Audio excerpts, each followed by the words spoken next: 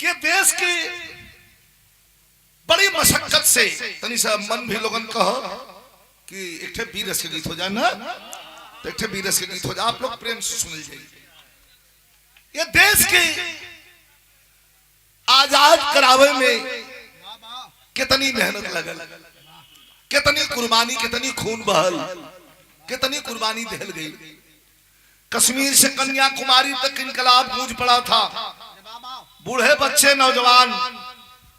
ललकार करके आवाज लगा दिए थे कि तुम हमारा मुल्क छोड़ दो, हमारा देश छोड़ दो। बंगाल का टाइगर बाबू सुभाष चंद्र बोस आवाज लगा रहे थे कि तुम मुझे खून दो, हम तुम्हें आजादी देंगे। पूरा हिंदुस्तान लाम बंद हो गया था। 16 साल, 18 साल, 20 साल के नौजवान हाथ में तिरंगा झंडा लेकर के चल पड़े थे देश को आजाद कराने। तो कवि जी कहते हैं कि आए कलम उन शहीदों की जयकार कर, आए कलम उन शहीदों की जयकार कर, जो कि अपने वतन के दीवाने बने हैं। भूल बैठा है इतिहास अपना, जो क्रांतिकारी परवाने बने हैं। भुलाता नहीं है हमें सन 28, लहू सर चढ़ाया था भारत हमारा। मरेंगे मिटेंगे जिएंगे वतन पर, लगाए जवां इनकलाबी तब नारा। होड़ लगी थी कि चला था क्या।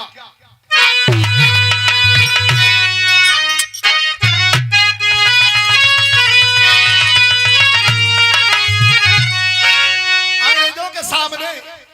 नतमस्तक नहीं हुआ, यह क्रांतिकारी कुनबा ललकार रहा था कि चढ़ा दे सोने,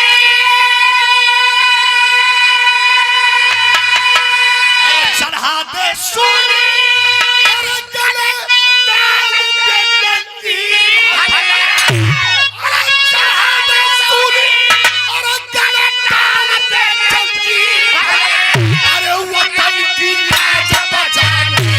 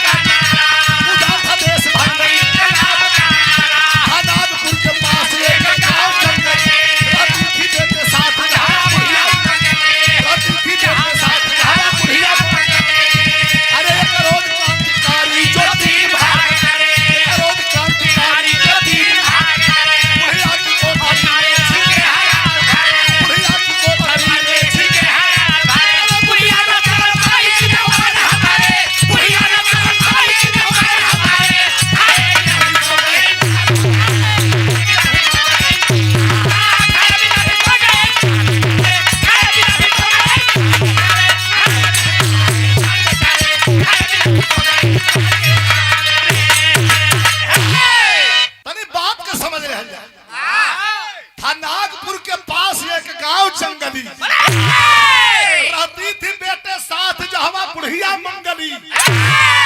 एक रोज क्रांतिकारी जो 3 भाग कर बुढ़िया की झोपड़ी में छिपे हैं रात भर। बुढ़िया न जान पाई कि मेहमान हमारे खाए बिना ही सो गए इंसान बेचारे। देखो नागपुर के पास एक छोटा सा गांव, वो गांव में रहे वाले बड़ा लोग रहलन। बिरहा आप लोग बड़ा सुन ले हुआ, लेकिन एक बात बता दें डॉक्टर साहब, ये बिरहा के 3 गवैया गौलन खा यो एक बात। एक प्रथम हमारे स्वर्गीय रामदेव गुरु ओकरे बाद स्वर्गीय बेचन राम राजभर और तीसरा एक हम गाइला, तीसरा चौथा गोया कोई नहीं गुलत, इतनी जन तक की होवे सीमित रह गई। कवि जी लिखलन, कवि जी लिखलन, कवि जी कहां से रामदेव गुरु के यहाँ, रामदेव गुरु के यहाँ से बेचन भैया लगन, जब बेचन भैया गावे लगन तो उनके यहाँ से मऊ से हम लिखी चली, डिस्टर्ब होता हम गाना खूब चढ़ी इतने पट दे बोल दिया तो ठीक है भाई तनी सब सुने की पड़ी। इन नाच हुआ ऑर्केस्ट्रा हो तो ई कुल जवन हो देखल जाए कि का उनके हिलत है, यहाँ का हिल,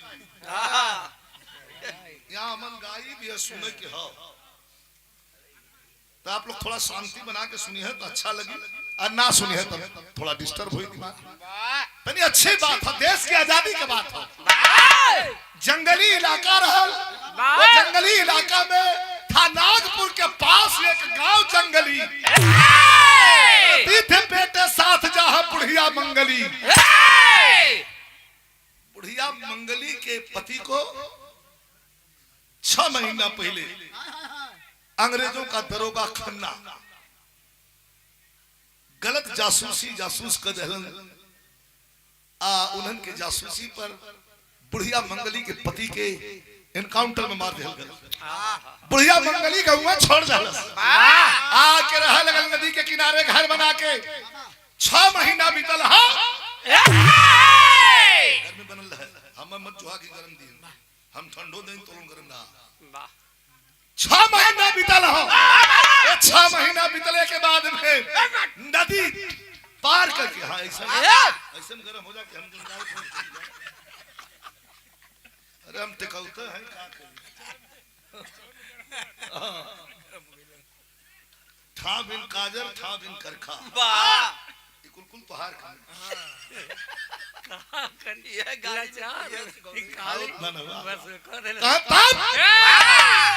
तो बुढ़िया मंगली गौवा छोड़ आके रहा लगल अपने घर में नदी के किनारे खेत में घर बना के। एक दिन रात में 3 अजनबी मतलब 3 ठे आदमी आग के बुढ़िया की झोपड़ी में घुसल, बुखार में रहल बुढ़िया माई अंदर सुतल रहल, सोचलस कि हमारे घरवा में कौन चल जाओ थोन। लड़का एक कह रहल, वो लड़का के बचावे बदल बुढ़िया गांव छोड़ के भागल रहल। लड़का का नाम बा सूरज, अब दिखा सूरज 3 थे सूरज, वो लड़का का नाम रहल सूरज। सूरज जाके मूंगफली का कुछ खेती रहल, खेत अगोरत रहल, जानवर आके रोज के रोज खान देते हुए। वही समय बुढ़िया सोचे लगल कि 3 ठे कमना लूं। बुढ़िया ना जान पाई कि मेहमान हमारे खाए बिना ही सो गए इंसान बेचारे। नवाजी रहल, ये 3 ठे आल हुआ और हमारे घर में अइलन और बिना खैले सो जाएंगे, ये कैसे हो सकला। बुखार में रहल बुढ़िया माई, उठल चाहत बा नहीं उठ पाता, लेकिन आप लोग के बता दी कि वो तीनों जवन आयल हुए बुढ़िया के घरवा में, वो हाउ के राजगुरु सुखदेव और चंद्रशेखर आजाद। पुलिस पीछा कैले रहल, अब तीनों जने नदी पार करके और आके बुढ़िया के घर में शरण ले रहल। बुढ़िया सोचे लगल का सोचत बा, इठे तर्ज लग गई है, बड़ा तहलका मचौले रहल। ये वही लड़का के तर्ज बा जो छपरा में ये चुनाव में तहलका मचौले रहल। खेसारी लाल यादव को गावल गीत बा, शुरुआत में कौन गीत रहल मास्टर?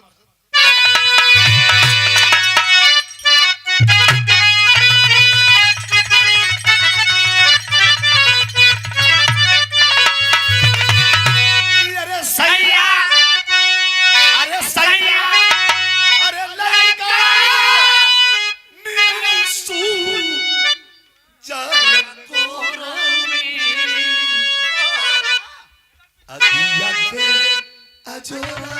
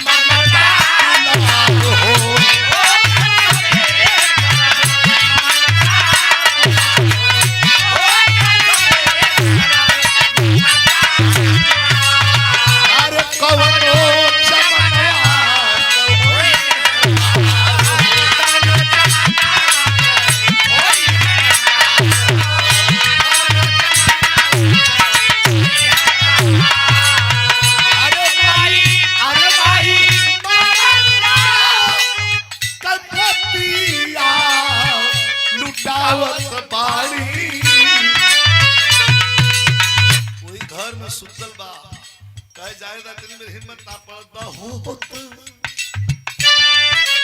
अरे होत सबेरे भाई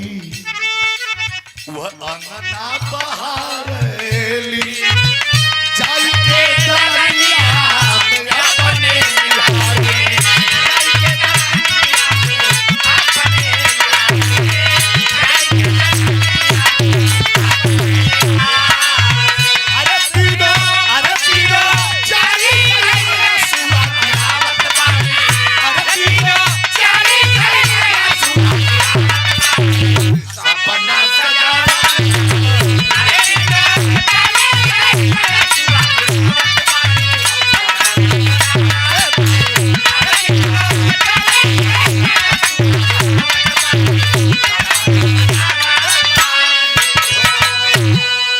सवेरे जागे में कुछ लेट हो गए मंगली बुढ़िया जाग के और आके जब घरे में देखा लगा तो तीनों चल गए तीनों चल गए देख के बड़ा चिंतित भइलो रतिया का कुछ खिया पिया दिले हुई कमन रहला कहाँ चल गेल अंगना झारत है द्वार अपन बहारत बा मंगली बुढ़िया सोचत बा कि लइको ना आया ई तीनों कवन रहला अतोले इतने में वही खन्ना दरोगा जौन बुढ़िया के पति मंगली के सीने में गोली मारा था जीप लेकर के 4 सिपाहियों को लेकर के आके बुढ़िया के दरवाजे पर खड़ा हो गया है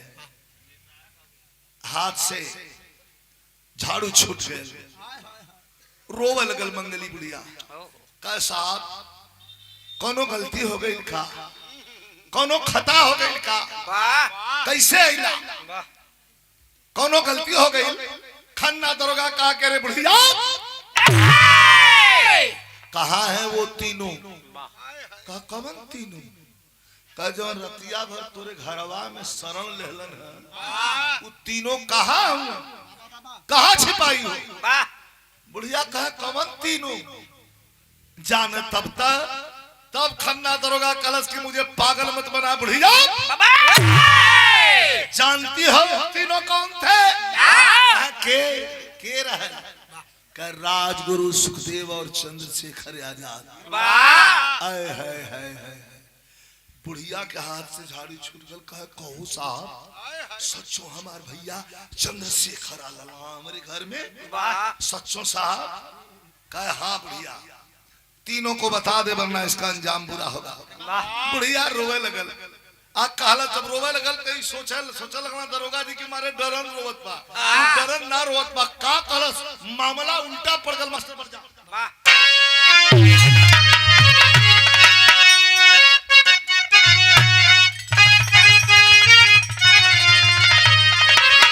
बुढ़िया मंगली का बा ए साहब कहे कि देखारी अरे देखारी से खरी सकालिया बुढ़िया बोलल भी लखा अरे कैसे चलावे लाल गोलिया हो हती नाचरा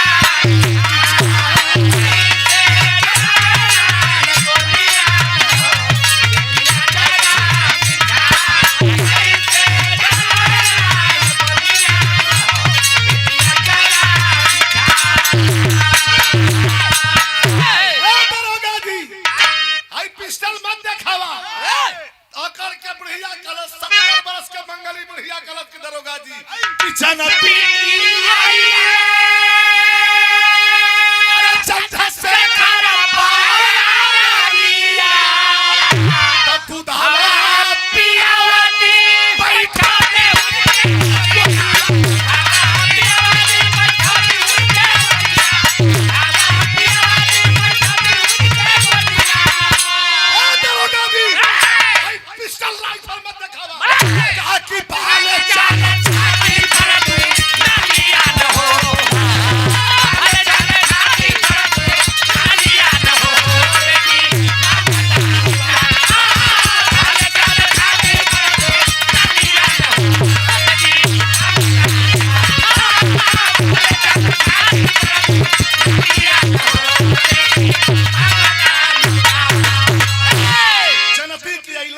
चंद्रशेखर बैरगिया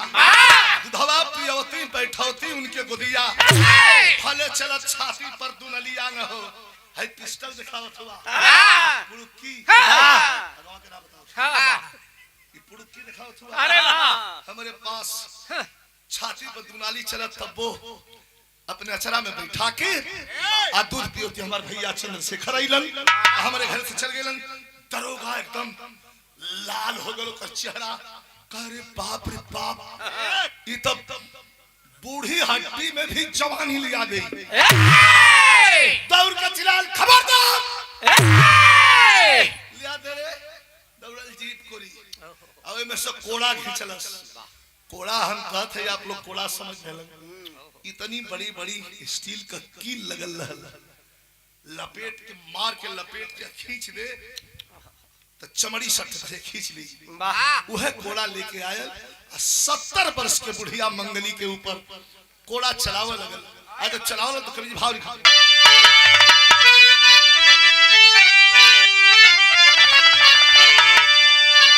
कि क्रोधित भय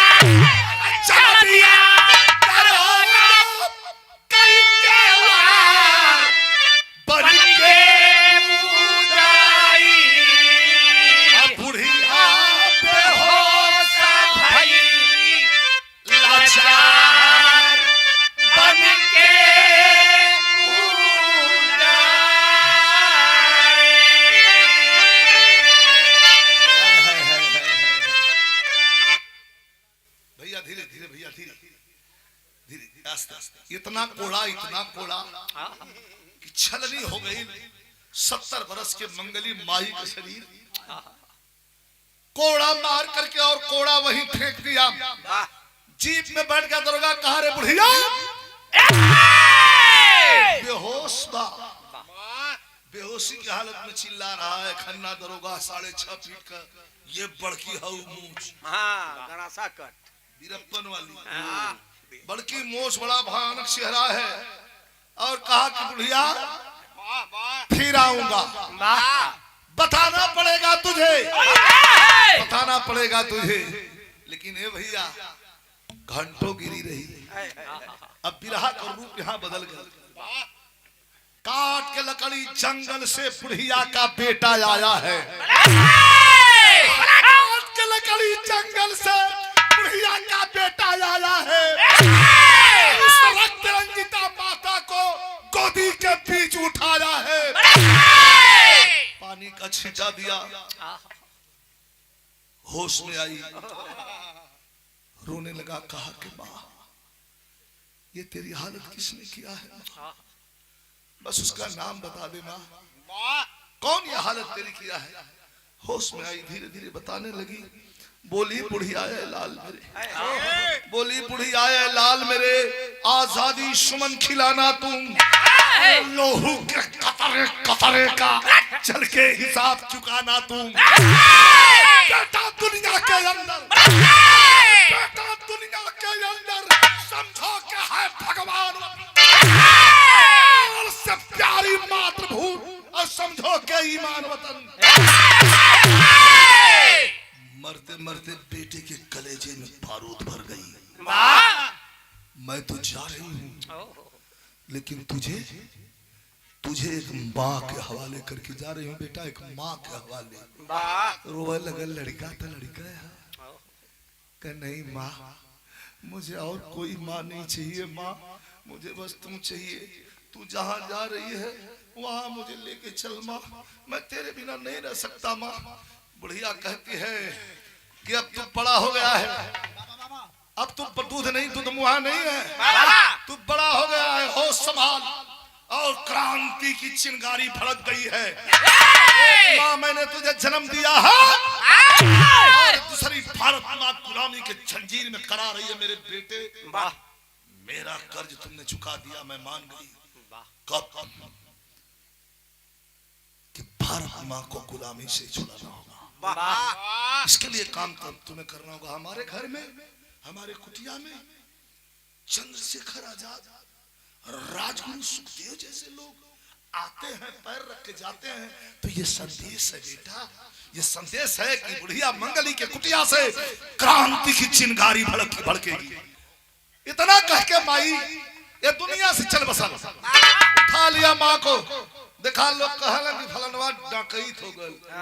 पहले फलनवा गुंडा हो गए। कुछ लोग मन बढ़ुई से होलन और कुछ लोग हालात का मारल। हाथ में सलाह सूरज लड़का जो जिंदगी भर मूंगफली के खेत में मूंगफली गोरले हो, आग लगल हथियार खोजे। माई मरत मरत चिंगारी भर के चल गई कलेजे में। बेटा शुरुआत करना होगा। कहां से? खन्ना दरोगा की मौत से। वही खन्ना दरोगा जो तेरे बाप के सीने में गोली मारा, तेरे जैसे कितने बच्चों को यतीम कर दिया और तुझे भी यतीम कर दिया है। वहीं से तुम्हें शुरुआत करना है। लेकिन जब माई का चिता जला सौ जला के आगे बढ़ल मास्टर साहब बढ़ा।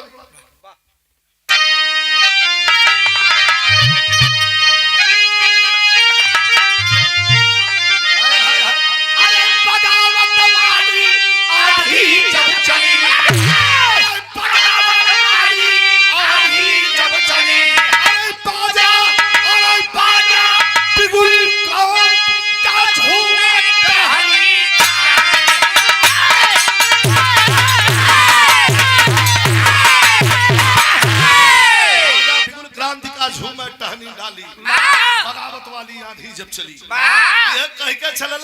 लड़का माई के चिता जला के एक पिस्टल का उपाय कर हलस और गांधी कुर्ता पैजामा पहन के गांधी झोरा टांग कोही में रख के अब्बा वाला बन के घूमे लगे। खन्ना दरोगा के घरे के यहां घूमे आवे जाए तो कभी हम कहत होन कहा कि हम तूफान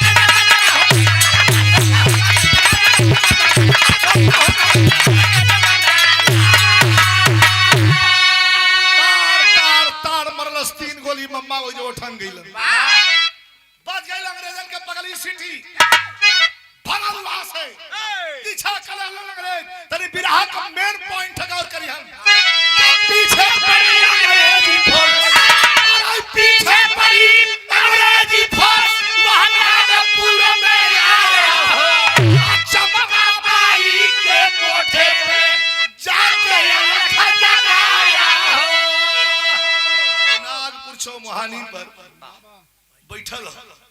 यहरो पुलिस यहरो पुलिस यहरो पुलिस यहरो पुलिस जाई तो कहां जाई बगलिया से 3 तल्ला मकान रहल सीढ़ी उठे गई रहल ओई सीढ़िया पर चढ़ल चंपा बाई का कोठा रहा कुल लड़की नाचत रहली चंपा बाई बैठल रहल जा कोई चंपा बाई के पीछे बैठ गल कहलत करे बाबू आगे आके बैठ जा गाना सुना त कनवा में धीरे से कहलस का कहलस बाई बन के देदा हमें ठिकाना का जन्म ताकि देश का कार्य छोड़ के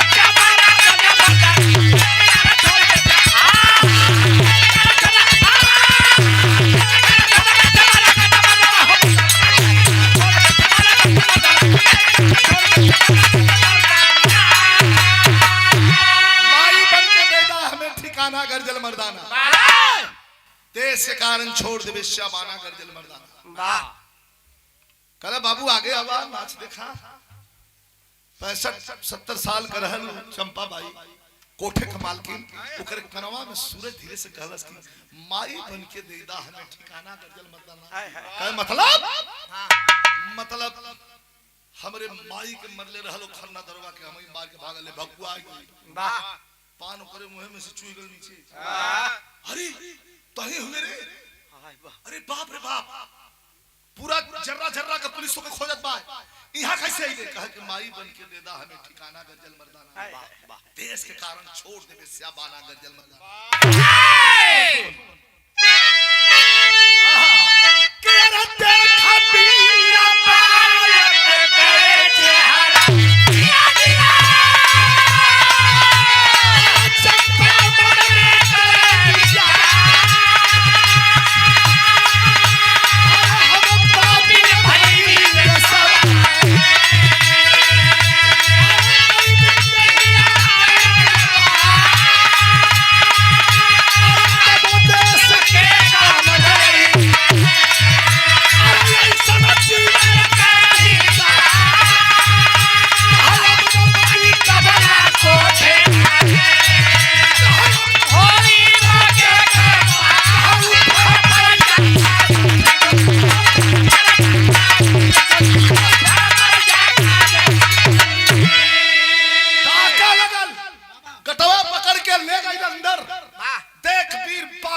चेहरा चंपा मन में करे विचार पापी भैली देशवा का कैली नहिया के व्यापार वो देश के काम न आईली ऐसा जीवन के धिक्कार बड़ी तबला कोठे पर अब होई है मुके के मार फर पर जा काजल टिकली ऊपर पर जा सौख सिंगला आई तुरंत कलतरा नाचे वाली बंद कराई को गाना बजाना आज के बाद ये कोठे पे गाना नहीं बिरहा हमारा अंतिम बार लेकिन गौर करनी है कहे बंद करा गाना चंपा बाई का उठे लड़का रहल ओकर नाम रहल चुन्नी लाल काम का करे तबला बजावे अब ग्राहकन के बड़ा हिफाजत करे देख वाह वो गुरु एकदम रुमाली से बनले रहे एकदम अच्छा तो बड़ा देख रेख करे चुन्नी ललवा कलश करे माई 3 टाइम दाल भात पर चोखा तो के चाहत अन्न का कमी रहल 3 टाइम खाली आज तक कहत है कि अब जो ना हो यहाँ नाच गाना न होई अपने लड़का चुन्नी लाल का जवाब दिला चंपा भाई कि खबरदार तो अपन देख लिए हम अपन देख ले आज के दिन से तबला का थाप कोठा पर 9 बजी अब यहाँ से क्रांति कयागी भड़की है कोठा से चुन्नी ललवा के बड़ा आत्मग्लानि कभी कहत हम कैसे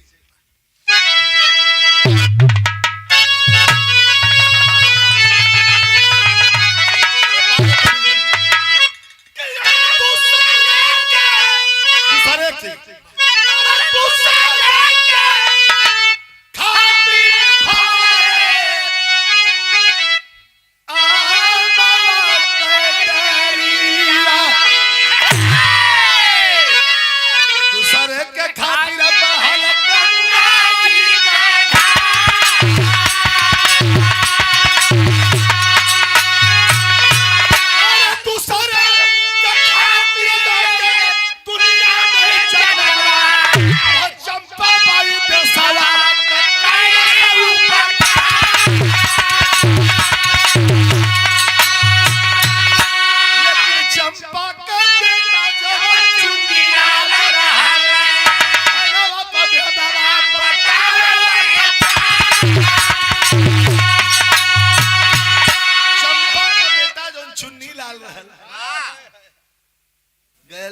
पर धीरे से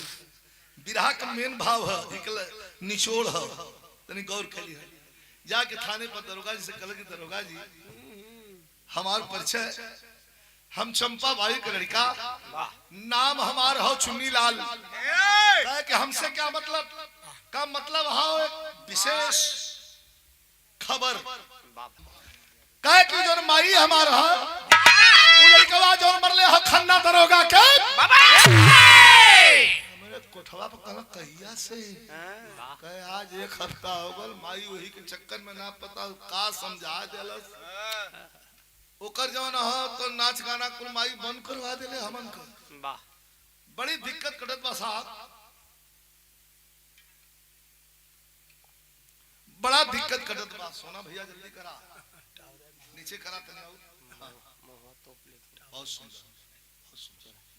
फिर उतर जाइए चाहिए अब ही डिस्टर्ब होता काता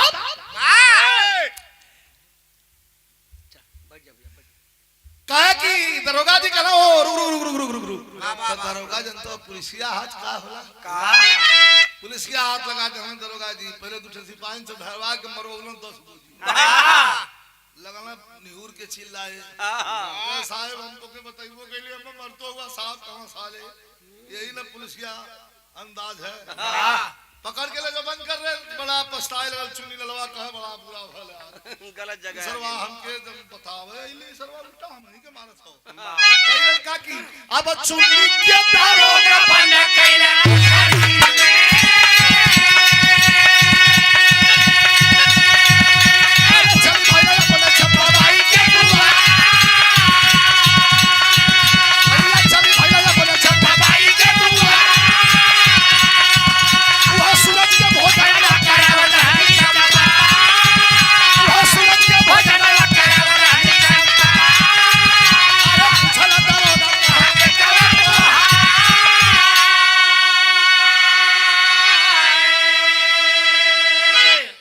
दरोगा जी पहुंच गेले के बंद करके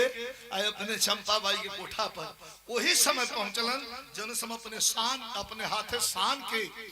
सूरज के बुढ़िया मंगली के बेटा के हाथ के से अपने भोजन करावत रहल वाह दरोगा जी हंस के पूछला रे अरे चंपा तेरा बेटा कहाँ है वाह हंस के कहलत के साहब ये हमारा बेटा है कहते लड़का और बंद थनवा में तो क्या अपन माई कहता का साहब होई होई हमार लड़का ही है कहना ऐसे ना हुई कह तब कैसे हुई तो सूरज या चंपा के लेके आया थाना सूरज या चंपा के लेके आया थाना अब जलवा से चुन्नी के ले आया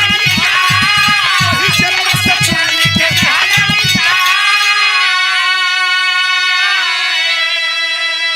पॉइंट बड़ा बेजोड़ है गौर करी लेके सूरज चंपा के थाना में अइलन जेल से चुन्नी लाल के बहरे कर लेलन और कहलन कि जब ई तोर बेटा है त ई के है चुन्नी ललवा कहे माई माई बहुत मरना लोग जान गल की तो गलवा आ गल कब भैया तू के कर लइका हो करे माई ऐसे मत को बहुत मारत हूं दरोगा जब ही डंडा उठा के पटका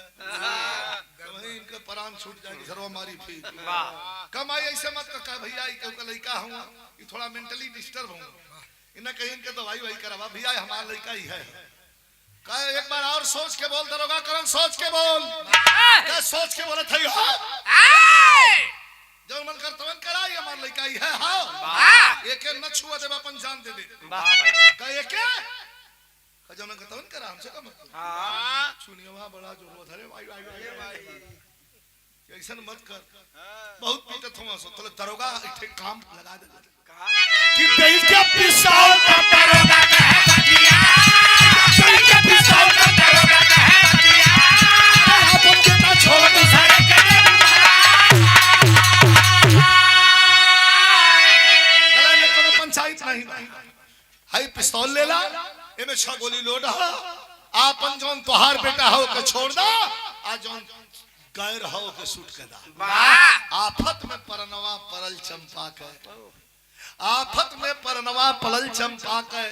पाप के बचाने की धर्मवा के डार दरोगा कलश की 5 तक गनूंगा अगर तेरी गोली चली तो ठीक है नहीं तेरी गोली चली तो चारों तरफ से, दोनों तरफ से अंग्रेजी संगीने बिल्कुल पॉइंट पर हैं। चलेगी अंग्रेजी गोली और तुम तीनों की खोपड़ी खोल दी जाएगी। ये दोनों लड़के भी मारे जाएंगे, तू भी मारी जाएगी। चंपा भाई अपने मन में सोचत बा कि हमारे मूल्य का हम चिंता नहीं हो, चिंता हमारे सूरज बिटवा कहो जो अपने माई को बदला लेके इतना बड़ा काम करके और धरती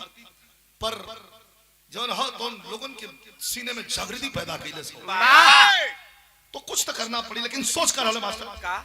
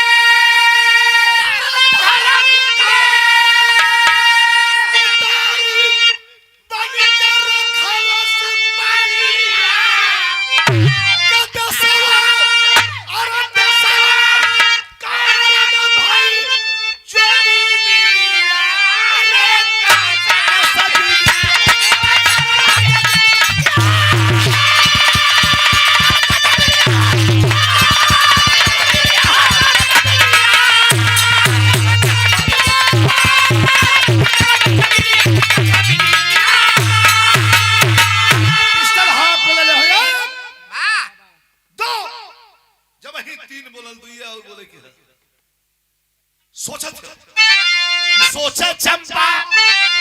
यह चुन्नी रही के तबला ताल बजाई है। यह हमार बेटा जो चुन्नी हो इके छोड़ दे तई तबला बजाई। ब्लैक में निरोध बेची फालतू फालतू काम करी, भड़ुआई करी। सोच रहल बा का सोचा चंपा चुन्नी रही के तबला ताल बजाई है। लेकिन सूरज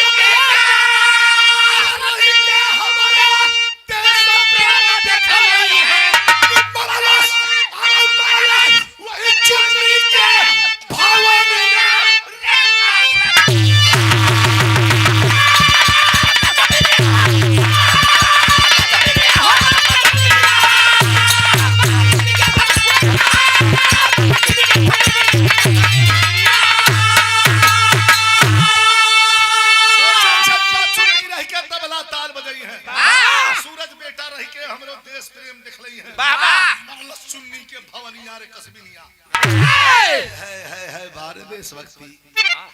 अपने लड़का के मरलस 3 गोली थाए थाए थाए गिरा लगल तो करे मुंह से आवाज भैया एक लाइन बिरहा तनी गौर कर, एक लाइन बिरहा इ मेन पॉइंट है कि देख ले। गिरा लगल त कलस की आ रे माई करे माई हम मार देली, करे माई हम तो सच्चो लड़का ना है रे। हाय हाय ममता का सागर छलक गया। माई तो माई हो, हमार माई आपके माई केहू के माई जो 9 महीना उधर में ढोवेले ओके पीड़ा लइका कपूत होखे या सपूत होखे अला नाहक बजा के ले होखे गिरफ्तार हो गए। माई के सामने दरोगा जी मरिहत जनाई जनाई की माई को करे दवा टूट के गिर गए। चिल्लाए लगल माई की मत चिल्लाए लगी माई के हमरे लाल के मत मारा, हमरे बेटा के मत मारा। माई तो माई है, जब माई कह के गिरल तब माई कह के चुन्नी गिर गई। चंपा तब घबराई, अरे पुत्र की ममता,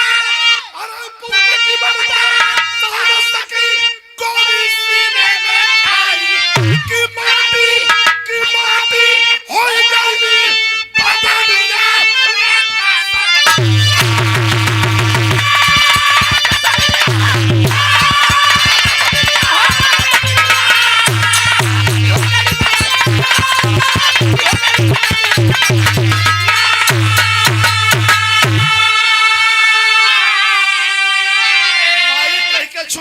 चंपा तब घबराई, पुत्र की ममता सह न सकी। जो है गोली यही बाएं तरफ सिस्टम पर तार तार तार तीनों गोली उतार के धरती पे गिर गई। माटी हो गई बदनिया। दरोगा भी कंफ्यूज हो,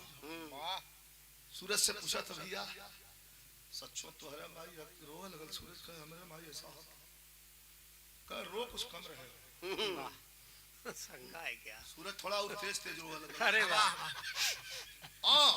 ऐसे कर चुप चुप। का साथ तेजर जोर से बोले में आपके विश्वास हो जाई तल्ला ओ जो रोल। अरे वाह, का मान गए सही है। मान गए अंदर तुम्हारी माँ है तो अपनी माँ को ले जाओ। इसकी बॉडी क्या होगी? चुन्नी ललवा की। सूरज रोता रोता हचकस हचकस खलक कहे कि बिजली वाले पर फूंकता साहब जल्दी है वो राजा। देश के कोनो काम आवे ना, खाली चमड़ा पीट। अरे वाह, धरा पर धरा। अरे गुरु बिहारी गुरु गणेश गुरु रामलाल की लीला रामदेव चंद्रा कवि का झोल कोई ना नीला बगावत वाली आधी चक्रे रामदेव विजय लाल का भजन बिना